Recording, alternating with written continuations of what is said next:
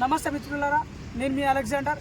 ప్రస్తుతం మనం ఉస్మానియా యూనివర్సిటీలో ఈరోజు ప్రతిష్టాత్మకంగా 30 సంవత్సరాలు జరిగిన అల్పెరగని ఎంఆర్పిఎస్ పోరాట చరిత్ర, ఆ పోరాటం ఏదైతే ఉందో మరి దానికి ముగింపు పలకనుందా, మరి అన్ని విషయాలు అంటే ప్రధానంగా ఆగస్టు 1వ తారీఖు నాడు 2024వ తారీఖు నాడు సుప్రీంకోర్టు ప్రధాన న్యాయమూర్తి జస్టిస్ చంద్రచూడ్ గారి ఆధ్వర్యంలో 6:1 ధర్మాసనము, సుప్రీంకోర్టు ధర్మాసనం తీర్పు ఇవ్వడం జరిగింది.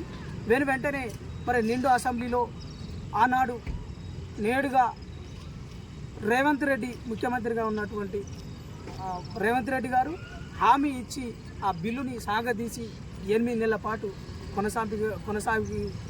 కొనసాగి ఈ 8 నెలల కొనసాగింపులో చాలా ఉద్యోగాలు, అటు గ్రూప్ 1, గ్రూప్ 2, గ్రూప్ 3 కావచ్చు, ప్రత్యేకంగా టీచర్ పోస్టులు కావచ్చు, అన్నీ మరి లాస్ అవుతున్న కొద్దీ ఎంఆర్పిఎస్ పోరాటం నిరాటకంగా కొనసాగింది.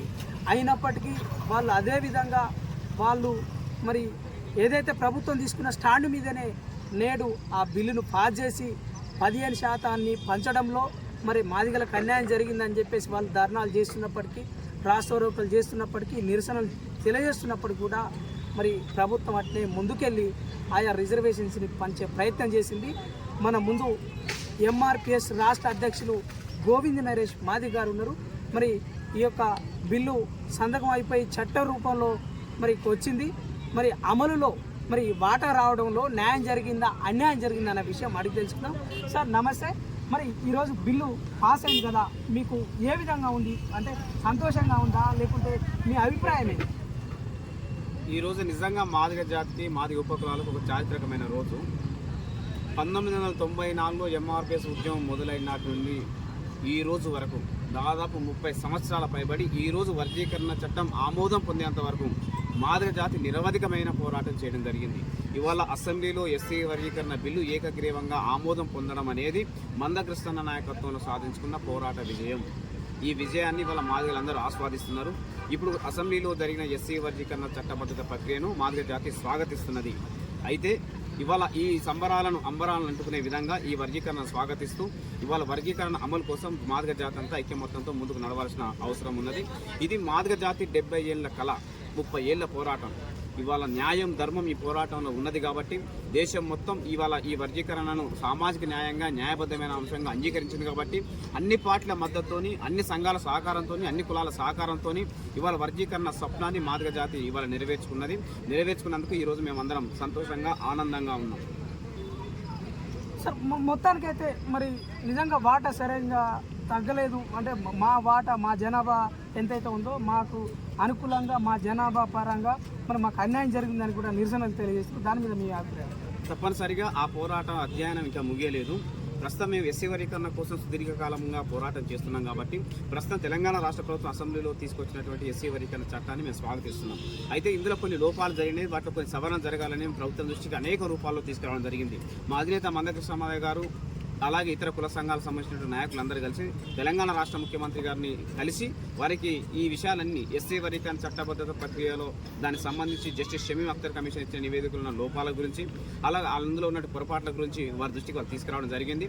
తీసుకొచ్చిన తర్వాత కూడా వారు ఏకసభ్య కమిషన్ గడువును ఒక 4 రోజుల పాటు మళ్ళీ పొడిగించడం జరిగింది.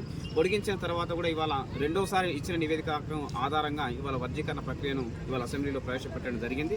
అయితే గతంలో ఏ నివేదిక ఏదైతే ఉన్నదో దాని ప్రకారమే యథావిధిగా ఇవాళ ఎస్సీ వర్గీకరణ చట్టాన్ని అసెంబ్లీలో ఆమోదించడం జరిగింది. ఇప్పుడున్న చట్టాన్ని మేము స్వాగతిస్తున్నాం. అలాగే ఎస్సీ వర్గీకరణ సంబంధించిన వాటిలో సవరణలను, పొరపాట్లను సరిదిద్దే విధంగా తెలంగాణ రాష్ట్ర ప్రభుత్వం ముందుకు రావాలి. దానికి సంబంధించిన ప్రక్రియను మేము భవిష్యత్ కాలంలో ముందు కొనసాగిస్తాం.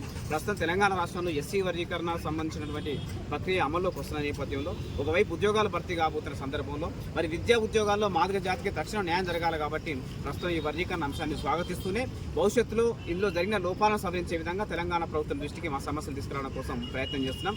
ఏది ఏమైనప్పటికీ కూడా మా వాటా మాకు వచ్చే విధంగా, మిగతా అన్ని కులాల న్యాయం జరిగే విధంగా ఈ వర్గీకరణ ప్రక్రియ ఉండడం కోసం భవిష్యత్తులో మళ్ళీ మా పోరాటం కొనసాగుతుందని చెప్పేసి మేము స్పష్టంగా తెలియజేస్తున్నాం. మరి ఆంధ్రప్రదేశ్లో రాజీవ్ రంజన్ మిశ్రా ఏదైతే కమిషన్ ఉందో ఆ కమిషన్ మీద ఏమైనా అభ్యంతరాలు, మరి చంద్రబాబు ఏమైనా హామీ ఇచ్చిందో మరి ఆంధ్రప్రదేశ్లో కూడా చేయడానికి ఏమైనా ఆస్కారం ఉన్నదా? 100% ఆంధ్రప్రదేశ్లో కూడా ఎస్సీ వర్గీకరణ అమల్లో రాబోతున్నది. వాస్తవంగా దేశం రెండు తెలుగు రాష్ట్రాలు ఉన్నప్పుడు ఎస్సీ వర్గీకరణను అమలు చేసిన చరిత్ర చంద్రబాబు నాయుడు గారికి ఉంది. ఇప్పటికి కూడా వాళ్ళు ఆ అంకితభావం, ఆ నిబద్ధత ఉన్నది. అలాగే వారు రాజీవ్ రంజీవ్ మిశ్రా కమిషన్ వేయడం జరిగింది. ఆ కమిషన్ కూడా చాలా నిష్పక్షపాతంగా అన్ని విషయాలను పరిగణన తీసుకొని చాలా శాస్త్రీయ ఆధారాలతో ఉన్నటువంటి, శాస్త్రీయ గణాంకాలతో ఉన్నటువంటి ఒక పరిపూర్ణమైనటువంటి నివేదికను ఆంధ్రప్రదేశ్ ప్రభుత్వానికి సమర్పించడం జరిగింది.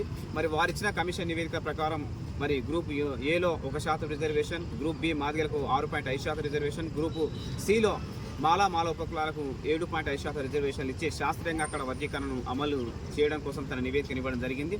అలాగే ఆ నివేదికను చంద్రబాబు నాయుడు ప్రభుత్వం నిన్ననే క్యాబినెట్లో ఆమోదించడం జరిగింది. అలాగే రాష్ట్రం యూనిట్గా తీసుకొని ఎస్సీ వర్గీకరణ మేము అమల్లో తీసుకురాబోతున్నామని చెప్పేసి వాళ్ళు ప్రకటన చేయడం జరిగింది.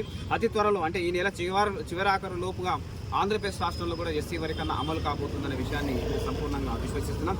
దీంతో పాటు కర్ణాటక, మహారాష్ట్రంలో కూడా మందకృష్ణ నాయకత్వంలో ఉద్యమం జరుగుతుంది కాబట్టి జాతీయ స్థాయిలో ఒక నెల రోజుల వ్యవధిలోనే అన్ని రాష్ట్రాల్లో ఎస్సీ వర్గీకరణ మందకృష్ణ నాయకత్వంలో మాదిగ జాతి సాధించుకోబోతున్నాయి. ప్రధానంగా ఆల్రెడీ తమిళనాడులో, మరి పంజాబ్లో, హర్యానాలో కూడా మరి కొనసాగుతూ ఉంది. మరి ఉత్తరప్రదేశ్, బీహారు, మధ్యప్రదేశ్, మరి ఆ రాష్ట్రాల పరిస్థితి ఏంటి? వాస్తవంగా దేశంలో పంజాబ్లో ఎస్సీ వర్గీకరణ అమలు జరుగుతున్నది, తమిళనాడులో అమలు జరుగుతున్నది, అలాగే హర్యానాలో కూడా అమలు జరుగుతున్నది సుప్రీంకోర్టు జడ్జిమెంట్ తర్వాత. ఇవాళ తెలంగాణ రాష్ట్రంలో ఆమోదం పొందింది. తర్వాత ఆంధ్రప్రదేశ్, కర్ణాటక, మహారాష్ట్ర కూడా ఈ వర్గీకరణ అమలు కాబోతున్నది. ఇవి ఈ దక్షిణ భారతదేశంలో ఉన్నటువంటి ఎస్సీ వర్గీకరణ సంబంధించిన ప్రక్రియ పూర్తయిన తర్వాత మరి ఉత్తరప్రదేశ్ ఉన్నటువంటి నాయకులతో కానీ మిగతా రాష్ట్రాల ఉన్నటువంటి నాయకులతో మళ్ళీ సంప్రదింపులు జరిగిన తర్వాత అక్కడ అమలు సంబంధించిన విషయాల మీద మా జాతీయ కమిటీ సమావేశంలో నిర్ణయాలు తీసుకోవడం జరుగుతుంది. జాతీయ కమిటీ సమావేశం నిర్ణయం తీసుకున్న తర్వాత మిగతా రాష్ట్రాల యొక్క పరిస్థితులను అధ్యయనం చేసి అక్కడ వర్గీకరణ రావడం కోసం మా వంతు ప్రయత్నం చేస్తాం. ఇప్పుడు ప్రధానంగా మనకు తెలంగాణ, ఆంధ్రప్రదేశ్లో రావాలి, అలాగే దక్షిణ భారతదేశంలో అమలులోకి రావాలి కాబట్టి మా దృష్టి అంతా ఈ కేంద్రంగానే ఉన్నది.